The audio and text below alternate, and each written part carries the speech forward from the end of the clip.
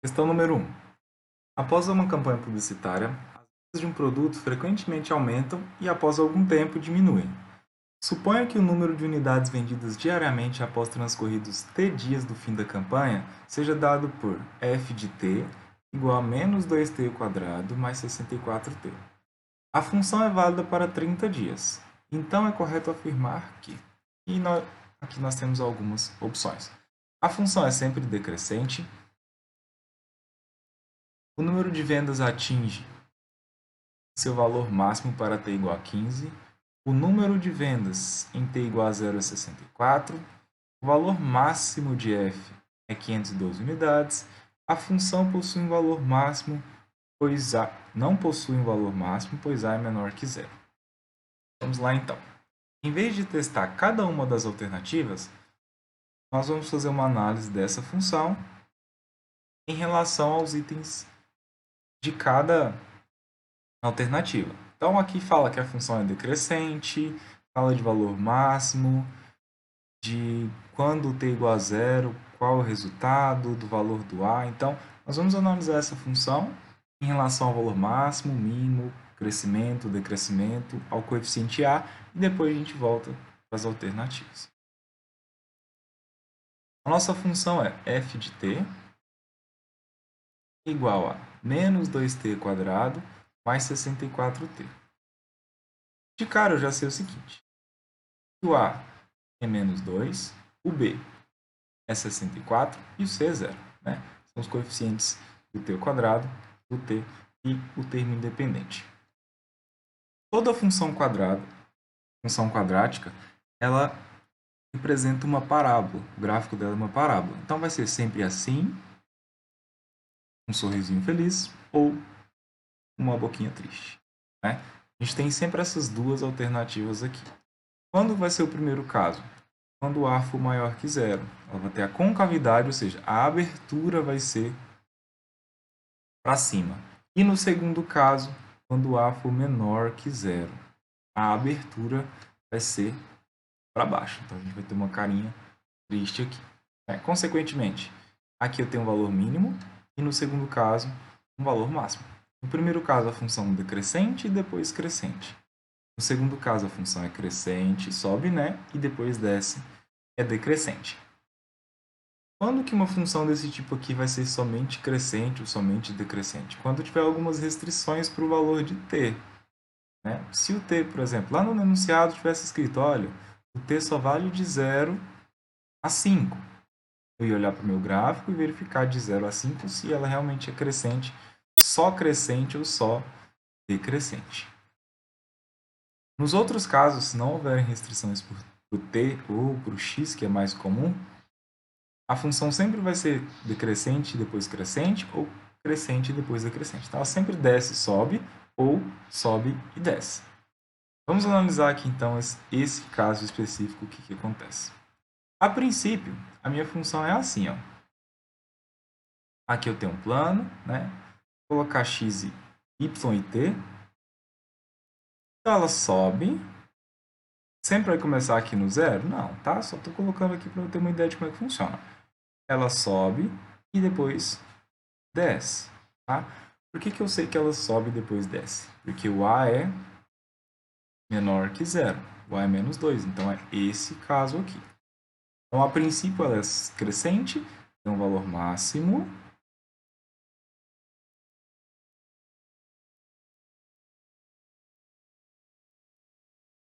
Quando x do verso, não, colocar o t. Quando o valor de t atingir o t do verso, o resultado vai ser o máximo possível. Né? E ela sobe e depois desce. Isso equivale de t para o 0 dia, né? Até o dia 30, que é o que está escrito lá no enunciado. Tá? Mas se não tivesse essa restrição de 0 a 30, eu poderia analisar para qualquer valor. Então, a princípio, eu tenho esse esqueminha aqui. Minha função é crescente, depois decrescente. Vamos analisar os três pontos principais. Sempre que vocês forem analisar uma parábola, os três pontos principais são onde zera, são as raízes, e o vértice, que é o vizinho aqui. Tá? Então, vamos lá. A primeira coisa que eu vou fazer é analisar as minhas raízes. Onde que essa função aqui zera? Para t igual a quanto? Sempre que eu quiser descobrir onde minha função zera, onde o y é zero aqui, eu vou fazer f de t, ou y, igual a zero. Ou seja, menos 2t quadrado mais 64t igual a zero. Nesse caso, como é uma equação incompleta, eu poderia resolver isso aqui sem usar Bhaskara. Mas, como eu disse para vocês antes, Bhaskara resolve todos os casos. Então, eu vou fazer sempre usando Bhaskara mesmo. Eu já anotei os valores de A, B e C, então vou calcular aqui. Meu discriminante delta é b ao quadrado menos 4 vezes o A vezes o C. Ou seja, o delta é 64 ao quadrado menos 4 vezes menos 2 vezes 0. Então, como é vezes 0, vai zerar. Vai sobrar para o delta 64 ao quadrado.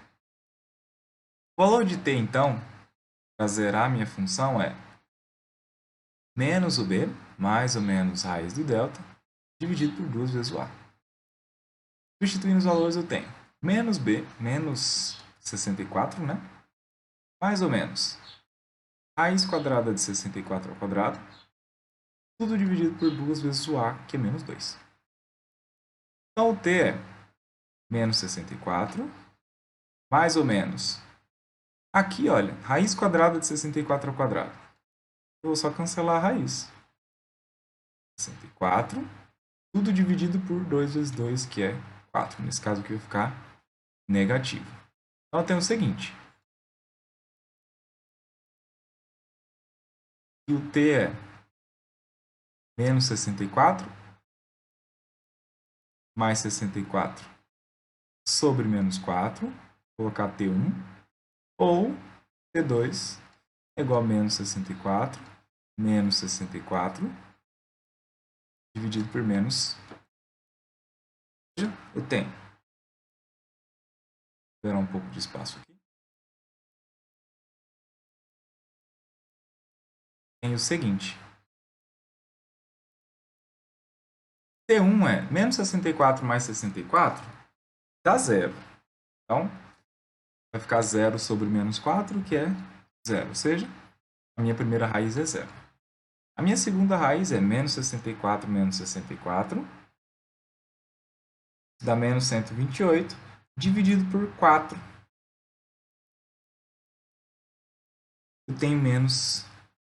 dividido por menos 4, eu tenho 32 positivo. Então, aqui é 32.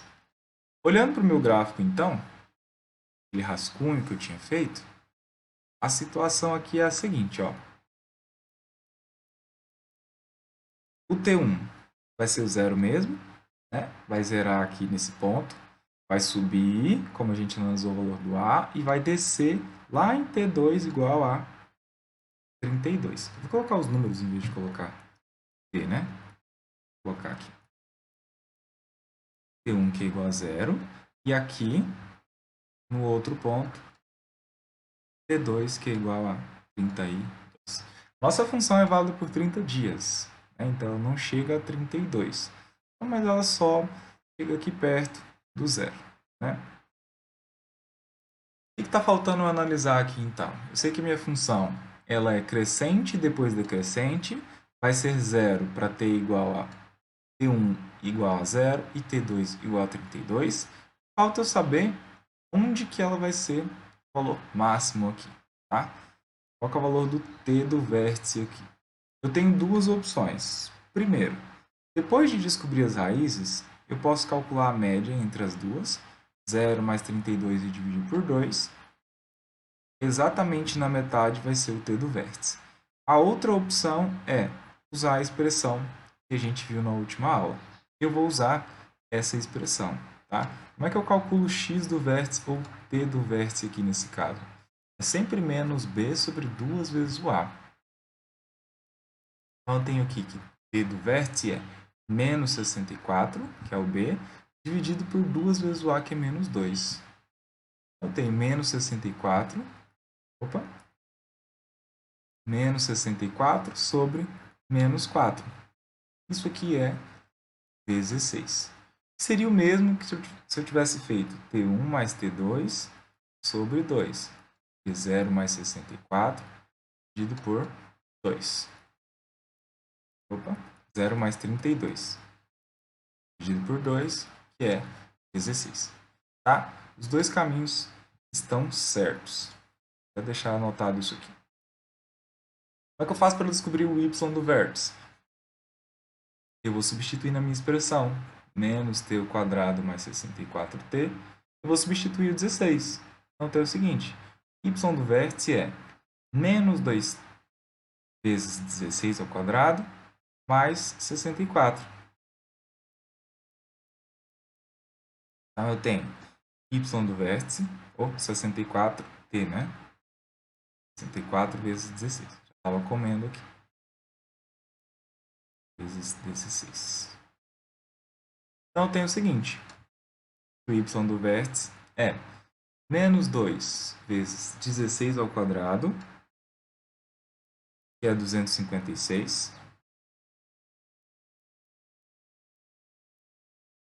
mais 64 vezes 16. 64 vezes 16, 1024. Então, eu tenho y do vértice é menos 2 vezes 256, isso dá menos 512. Mais 1024, é o dobro, né?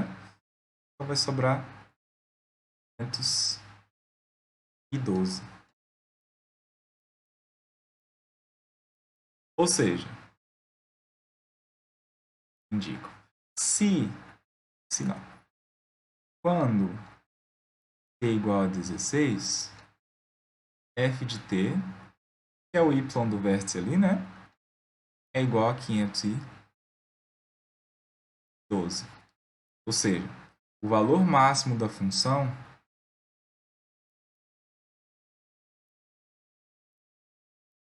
é 512 para t igual a 16.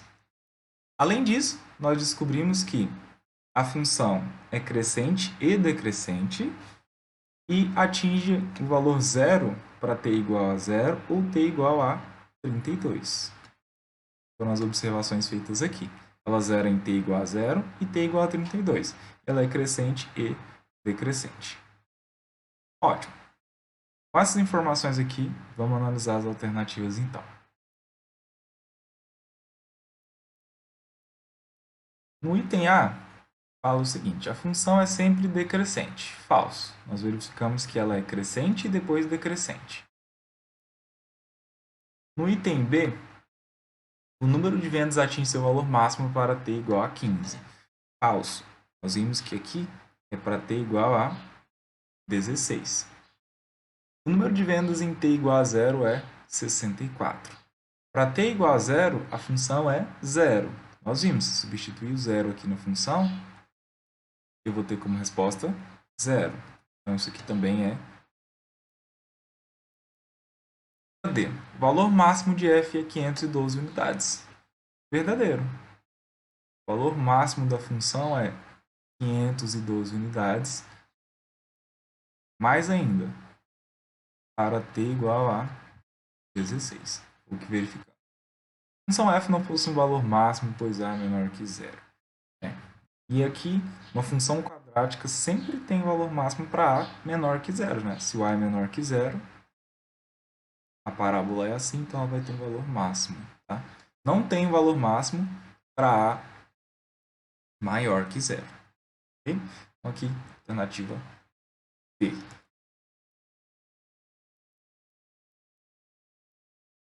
Exercício número 2. Em um experimento escolar, alguns estudantes constataram que, ao lançar uma bola para cima, a trajetória foi descrita pela parábola a seguir. De equação h de x igual a menos 4,9t ao quadrado mais 12t. Em que h é a posição vertical da bola e t é o tempo em segundos marcado durante o experimento. Após quantos segundos a bola atingiu a altura inicial de lançamento? Então aqui eu tenho minha parábola. Essa parábola é relacionada a essa função h de x Então, na vertical eu tenho a altura, h de x, eu coloquei h de t, na verdade, aqui, né? H de t. E aqui eu tenho tempo. Então, ó, de acordo com o passar do tempo, a minha altura vai variar de 0 até um ponto máximo e depois vai voltar a ser 0, né? Esse 0 aqui, a altura igual a 0, é a altura de lançamento.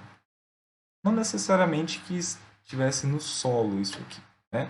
Mas a altura inicial de lançamento é justamente neste ponto, vou colocar de vermelho, neste ponto e neste ponto. Então, quando h é 0, se h é 0, isso aqui significa que a altura é 0.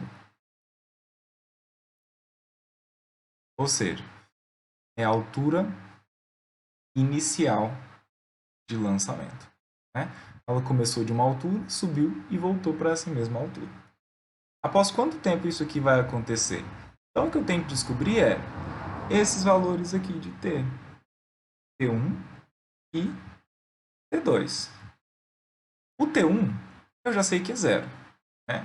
No momento inicial do experimento, obviamente, ela saiu do ponto da altura inicial de lançamento. Resta eu saber o t2. Olhando para o gráfico, esquecendo um pouquinho o contexto, o t1 e o t2 indicam os pontos em que o h é 0, ou seja, são os zeros da função ou as raízes da função. Como é que eu descubro a raiz de uma função quadrática? E é igual a menos b mais ou menos raiz de delta dividido por 2 vezes o a. Então, essa formulazinha aqui que vocês estão cansados de ver, sempre vou usar quando quiser zerar a minha função. Então, que número que eu coloco lá na minha função que o resultado vai dar 0? Para isso que essa fórmula serve. Então, vamos calcular aqui. Primeiro, eu vou calcular lembrando o seguinte, né?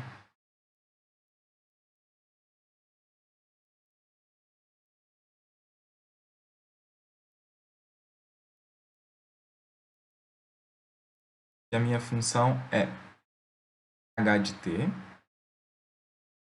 que é igual a menos 4,9t quadrado mais 12t. Então, quando que a minha função aqui é zero? De novo, tá? Eu tenho uma equação incompleta. Eu só tenho que o a é menos 4,9, o b é 12 e não tenho c. Nesse caso, eu não precisaria usar a básica, mas eu vou usar porque serve para todos os casos, não preciso ficar lembrando dos outros.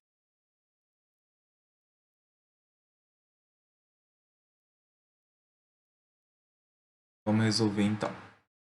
Primeiro eu vou calcular o valor de delta, que é b quadrado, né, 12 ao quadrado, menos 4 vezes o a, menos 4,9 vezes o c, que é 0. Ou seja, delta é 12 ao quadrado. Porque 4 vezes 4,9 vezes 0 vai dar 0. Agora vamos para o valor de t. T é igual a menos o b, então é menos 12, mais ou menos raiz de delta, que é 12 ao quadrado, dividido por 2 vezes o a, que é 4,9 negativo. T é igual a 12, mais ou menos. Raiz de 12 ao quadrado, obviamente, é 12. Dividido por 2 vezes 4,9. É 9,8. Então, tem duas opções. T1 é 12 menos 12 dividido por 9,8. E 12 menos 12 é 0. Então, a resposta aqui é 0. E T2 que é igual a 12 mais 12 dividido por 9,8. Ou seja, 24 dividido por 9,8.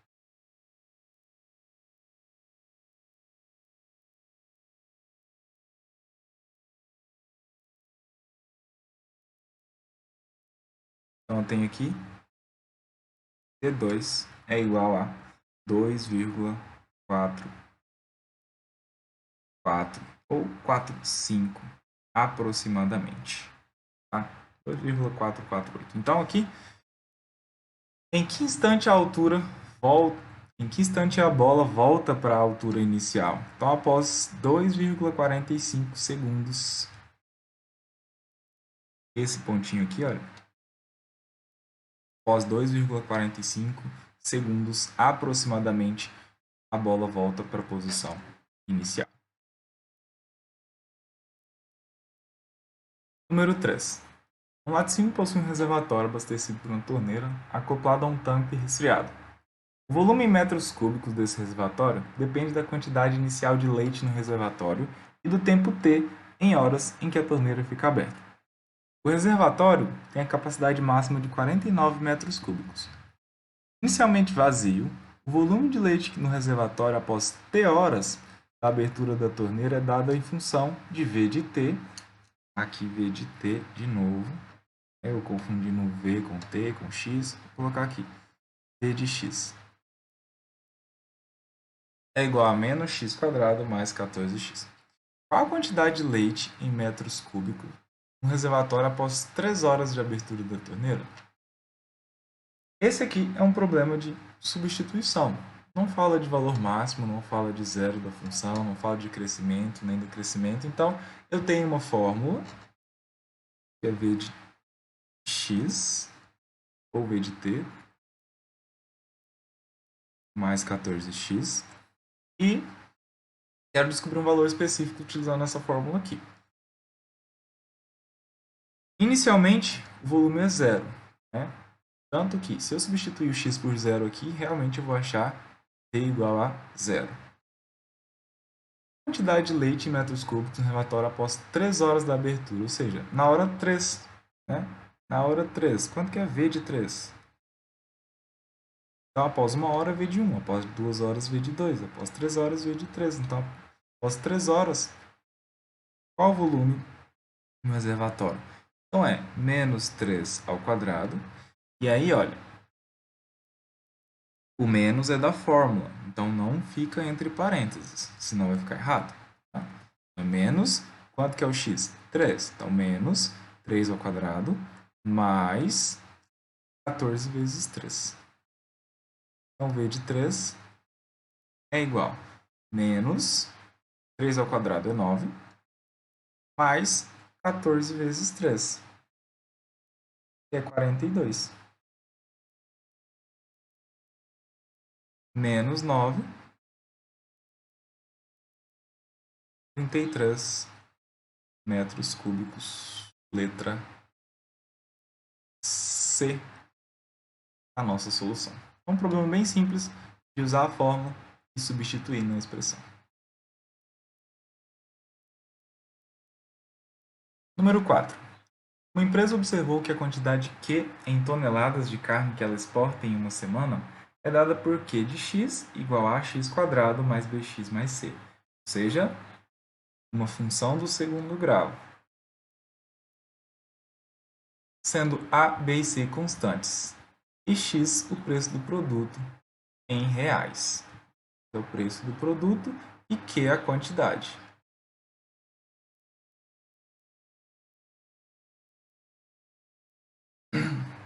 Sabe-se que, para o preço de R$4, a quantidade é de 16 toneladas. Para R$6, a quantidade é de 18 toneladas. Considere ainda que Q de 0 igual a 0. Qual a expressão matemática que representa Q de x? Aqui eu tenho o seguinte, eu tenho alguns pares de informações, eu sei que é uma função do segundo grau, tem alguns valores para x e q, e quero saber qual é a fórmula. Né? Por exemplo, para 20 toneladas, qual seria o preço? Ou para R$5, qual seria a quantidade? Para fazer essas previsões, eu preciso de uma fórmula para calcular. E qual seria essa fórmula, dentre as alternativas aqui? Vamos lá, então. Eu tenho aqui o seguinte. Eu tenho os pares x e q.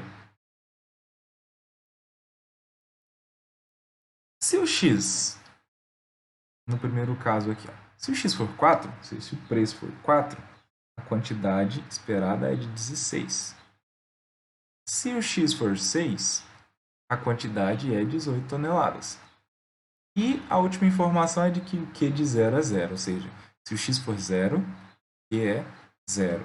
Aqui eu tenho alguns pares de x e Q. O que eu faço com isso? Nesse tipo de problema que eu tenho pares de informações, x e y, ou no caso aqui Q e T, e uma fórmula para ser descoberta, sempre vou resolver substituindo e montando um sistema de equações. Então vai ficar assim. Pensando no meu sistema, eu tenho que substituir nessa expressão. Q de x é igual a ax² mais bx mais c, porque é uma função do segundo grau. Então, vou substituir. Se o Q é 16, eu tenho a vezes x², então é 4², mais b vezes 4, mais c. Se o Q é 18, eu tenho a vezes 6² mais b vezes 6.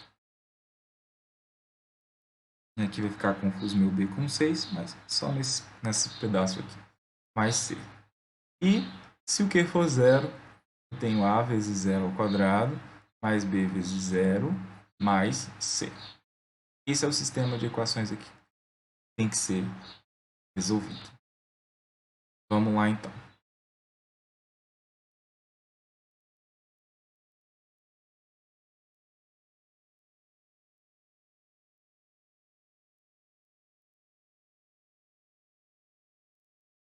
Na última linha eu percebo o seguinte, tem um monte de zero. Ó, dá para eu perceber que a vezes 0² dá 0, b vezes 0 dá 0, sobrou só o seguinte, 0 igual a c. Ótimo. Se o c é 0, eu posso desconsiderar ele de todas as equações, né? Então aqui, ó, na primeira linha c é 0, vou tirar, e na segunda linha c é 0 também, vou tirar. Tá? Se fosse 5, por exemplo, eu ia trocar o c por 5. Tá? Mas não preciso reescrever o 0 lá, eu sei que ele vai sumir, então só vou cortar aqui. O que vai sobrar? Vai sobrar o seguinte, 16 na primeira linha é igual a vezes 4², ou seja, 16a, mais 4b. Depois, na segunda linha vai sobrar 18, que é igual a vezes 6², então é 36a, mais 6b. Ótimo, ó, em vez de resolver um sistema com 3 equações, eu tenho um sistema de 2 equações. E aqui é bem simples. Eu tenho que cancelar ou A ou B. Como é que eu faço isso? Eu vou multiplicar uma ou as duas linhas da minha equação ou dividir. Tem essas duas opções, multiplicar ou dividir uma ou as duas linhas. Tá? Nesse caso aqui, eu vou fazer o seguinte. Uma das formas de cancelamento mais direta, obviamente tem outros valores, mas uma das formas mais visuais é olhar para os números que multiplicam as letras. Então vamos escolher aqui, ó, 16 e 32 são números grandes, então vamos focar no B. Vamos cancelar o B aqui primeiro. Tem 4 em cima e 6 embaixo. O que eu faço?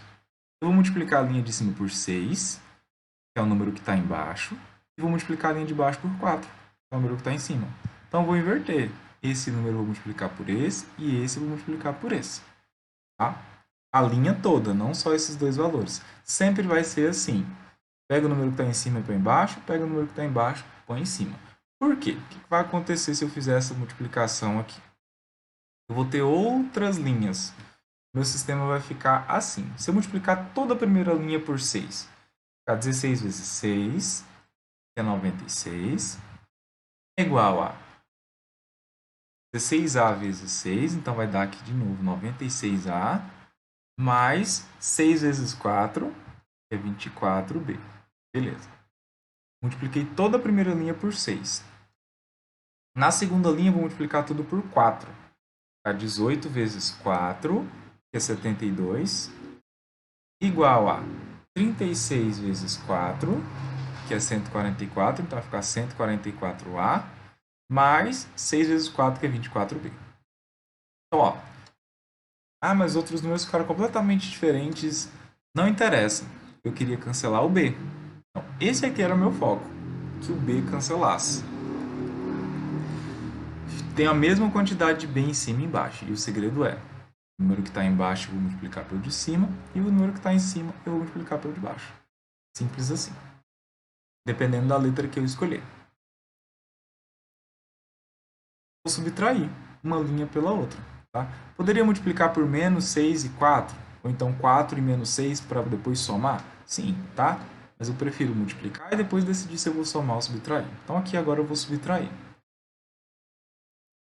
Minha subtração então será 96 menos 72, que é 24. Então eu tenho aqui 24, vou colocar outra cor.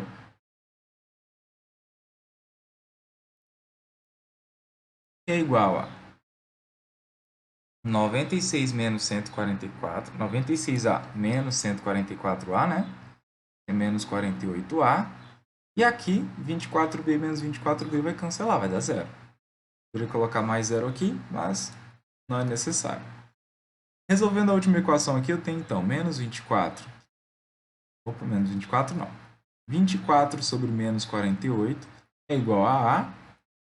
Se eu fizer essa divisão, 24 é metade de 48, né? Ou 48 é o dobro de 24. Então, vai dar menos 0,5. É o meu valor do A. Então, já tenho o coeficiente A aqui. O C também, né? O C eu sei que é zero. Lá do começo, de cara, a gente descobriu que o Czinho é zero. Então, aqui eu sei que o C é zero. Falta o B. Como é que eu faço para descobrir o valor do B? Eu vou usar uma das equações anteriores. Qual delas? Qualquer uma que contém o B e o A, né? Para eu poder substituir o valor do A. Eu vou escolher a primeira linha do sistema azul aqui. Tá? Poderia ser a segunda? Poderia. Poderia ser qualquer uma dessas outras aqui? Poderia. Tá? Mas eu vou escolher essa. Está escrito aqui, 16 é igual a 16A mais 4B. Substituindo o valor de A, eu tenho que 16 é igual a 16 vezes menos 0,5 mais 4B. Ou seja, 16 é igual a 16 vezes 0,5 é metade, né? 16, só que negativo, então vai ficar menos 8 mais 4B. Isolando B, eu tenho 16 mais 8 é igual a 4B, ou seja, aqui 16 mais 8, 24 é igual a 4B, 24 sobre 4 é o B, ou seja, 6 é igual ao B. E esse é meu último valor. Então, tem A é menos 0,5, B é 6 e C é 0. Então, a minha função é que x é igual a, que era ax² mais bx mais c, vai ficar escrita assim, q de x é igual a menos 0,5 vezes x² mais 6x, que é o bx, né? Mais o c, que é 0. Não preciso desse zero aqui no final. Então, é menos 0,5 x² mais 6x. Essa é a minha fórmula que o exercício procurava. Voltando aqui, então, menos 0,5 mais 6x², alternativa B. E de x menos 0,5x² mais 6x.